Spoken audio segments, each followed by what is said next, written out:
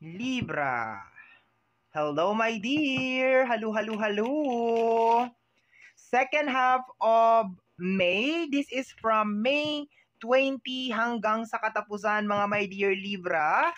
And this is a general reading. Umpisahan natin, my dear, ang reading mo sa energy or sa area ng kadatungan, sa energy ng money and career, to be followed or susundan natin, my dear Libra, ng energy ng iyong puso. Diba? Love. Love energy ang susunod dito, my dear. So, 3 cards tayo, my dear, sa energy ng money and career. 3 cards din tayo, my dear, sa energy ng love. Okay? Usaping puso. Sa mga naghihintay ng reading tungkol sa health, magpa-check up na lang kayo. Kakaloka naman. Pati ba naman yan? Okay. So, my dear, pa-check up na ha. Kung meron nararamdaman, pa-check up. Pag-iasa sa barahan. Ako, mamaya matsugi ka dyan, day. Okay? So, let's go tayo, my dear Libra. Let's go. First card natin, my dear, is the Ace of Wands. Aha. Ang ganda. Ang ganda. Next natin over here is the Ace of Swords. Aha. Another ang ganda. Okay, tingnan natin. Next natin over here is the Strength card. Okay, my dear. Merong malaking pagbabago na mangyayari sa iyo, my dear. Okay? Pero ang nakukuha ko dito, my dear, kailangan maging very strong ka, my dear, dito sa huling mga araw ng May. Okay? Kasi parang susubukin kayo na nakukuha ko dito, my dear. Pero parang hinahanda ka, my dear, sa malaking pictures of life. Di ba? Parang malaking eksena ng buhay mo. Parang meron magbabago dito, my dear. Ayan, oh. Sa energy ng Ace of Swords, parang meron ka ditong kinakailangan isakripisyo. Okay? So, yun ang nakukuha ko, my dear. Parang susubukin ka, my dear, sa second half of May, May 20 hanggang sa katapusan sa usapin ng pinansyal. Posibleng meron mga papasok, my dear, na mga problema, pero hindi naman ito magtatagal. Ito, my dear, ay preparation. Don't take this seriously. Don't take this seriously. Huwag mo masyadong damdamin. Huwag mo masyadong dibdibin, my dear Libra. Itong mga problema na papasok, my dear, sa huling mga araw ng Mayo, ng May, my dear Libra, kasi ito, my dear, ay pagsubok lamang. Dito, my dear, nararamdaman ko, teka nga, ano bang energy ng Leo? There's a tendency, my dear, kasi this is Leo energy eh. Papasok ang Leo sign is July 23 hanggang August 20, my dear. So, there's a tendency na baka may blessing kang marireceive. Okay? Ito, my dear, is preparation. Yung blessing is nasa July or August pa. Okay? July or August pa. Okay? Yun ang nakukuha ko dito, my dear. Pero nakukuha ko dito, my dear, merong malaking pagbabago na mangyayari sa usapin ng pinansyal. Okay?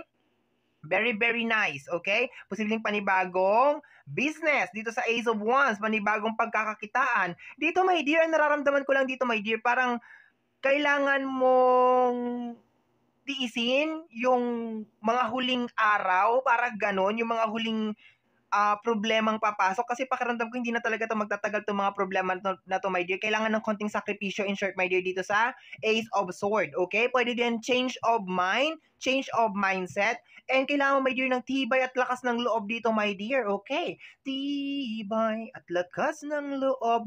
Preparation lang to, my dear, para dun sa sinasabi ko na blessing na malaking pagbabago, my dear. No? Around Leo season to, my dear. July and then August. Okay? So let's go tayo, my dear, sa energy ng iyong puso. Ang puso ng ating my dear Libra. Ay! Ano to? Pagod. Pagod ka, my dear. Okay? Parang pagod ka na pa. Backstabbing energy. Posibleng may mga tao nagbabackstab sa'yo, my dear. Okay? Yun ang nakukuha ko dito sa Ten of Swords. Posibleng may mga taong nagbabackstab sa'yo, my dear. Pero ang una ko naramdaman is napapagod ka. Posibleng napapagod ka nang intindihin tong mga taong to, my dear.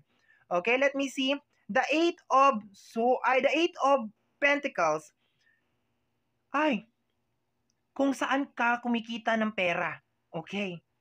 Ay, okay. Posible, may dear, kung sa trabaho to, posible may mga backstabbing na tao doon. Okay. Ayan, no? Pinababayaan ka, my dear.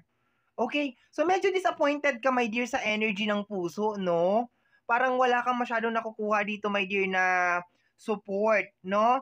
Pero, sabi ko nga sa iyo, my dear, paglabanan mo yung mangyayari na hagupit ngayong, hindi naman siya as in talaga yung sobrang sasabihin natin na super typhoon, my dear Libra, hindi naman ganun, no? Yun lang, parang wag mong masyadong seryosohin, no? Kung meron man mga mangyayari, my dear, na mga eksena, kagaya nito, may mga backstabbing na ganyan sa trabaho, kasi posibleng sa trabaho to, my dear, meron mga epal sa trabaho, o kaya parang sa loob ng pamilya, parang pinababayaan ka, or sa relationship, parang pinababayaan ka, my dear, or ikaw lang lahat ang nagto-troubleshoot.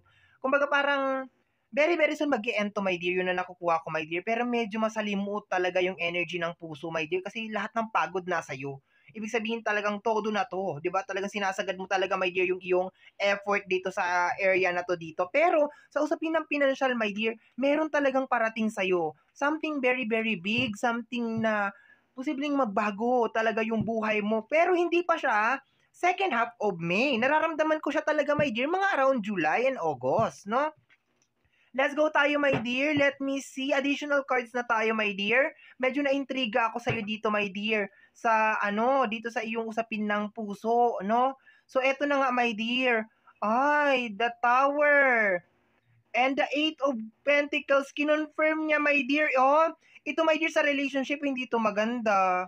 No? Kasi posibleng nanganganib yung relationship na masira. Parang may problema, my dear, sa loob ng tahanan, no? Hindi naman ako, my dear, nagko-close lang, my dear, sa energy ng parang pamilya lang na parang nanay, tatay, or relationship. Bahala ka na, my dear, mag-interpret ng reading kasi general nga to. Pero sa energy, my dear, ng tahanan, parang may tension na nangyayari. And pakiramdam ko ang problema, my dear, ay usapin ng pinansyal. Parang may nag-aagawan ng yaman, yun na nakukuha ko dito. Parang may ganun. Parang may nagsisiraan ng dahil sa usapin ng pera, yun na nakukuha ko, my dear. It really doesn't matter kung mag-asawa man kayo, magkapatid man, or parang may nagsisiraan, parang may naghahatakan pababa, yun na nakukuha ko dito, my dear. Pero sabi nga, my dear, nang nararamdaman ko na energy, intindihin mo, my dear, no? Intindihin mo kasi mga huling kabanata na yan, my dear, mga last chapter na yan. There's a tendency, my dear, na talagang baka may mga ending, my dear, na mangyari kasi tower to eh. Baka maghiwalay na kayo ng tao na yan or mag-separate, or baka yung energy ng July and August is magkaroon ka ng panibagong trabaho, panibagong negosyo. So, konting tiis na lang, my dear Libra. Konting tiis na lang talaga. Okay? This one is the energy of the star. Yes, my dear. Ililipat ka ng lugar very, very soon, my dear. Okay? So, ililipat ka, my dear, ng lugar. Posible, my dear, na ililipat ka ng trabaho or magkakaroon ka ng sarili mong negosyo. Ilalayo ka dito from this negative energy, my dear. Pakiramdam ko talaga may humihila sa pababa. Sobrang lapit niya sa'yo, my dear. Sobrang close niya sa'yo, my dear. Posibleng nakakasama mo sa bahay. Okay? Kasi eto, my dear, ang nagdala niyan eh. Clarify natin to later on. Kasi pagod na pagod ka na eh. No, napapagod ka sa kanya. This is a toxic energy. Parang pinababayaan ka niya, my dear. Or posible naman, my dear, na nagmamanifest siya ng hindi maganda laban sa'yo. Okay? And puro ace, my dear, yung usapin ng financial mo. So, malaking pagbabago, my dear, talaga ang mangyayari. Okay? Let's go, my dear Libra. Ang ganda naman ng reading mo, yun lang. The Wheel of Fortune, my dear, bibigyan ka ng panibagong pagkakataon na maayos pa yung buhay mo. Tatanggalin lang siguro itong mga toxic na energy, my dear. Nasa loob siya, my dear, ng tahanan. Posibleng na, lang to, my dear, sobrang close sa'yo, my dear. Kung hindi to katrabaho mo, nasa loob ng tahanan, nakakasalamuha mo siya, my dear, lagi. Okay, nakakausap mo siya lagi. No? Pagod ka na sa kanya sa Ten of Swords. Ayun, no, dapang-dapa ka na dun sa taas, my dear. Okay? Kaklarify natin tong tower. Anong meron sa tower? The Ace of Pentacles, my dear. Hindi maganda to. Sa gabal, my dear, may mga blockages ka sa energy ng pera, oh. Tama yung nakukuha ko na energy, my dear. Sobrang close niya sa'yo. Sobrang lapit niya sa'yo, my dear. Posibleng asawa mo to, posibleng kamag-anak mo to.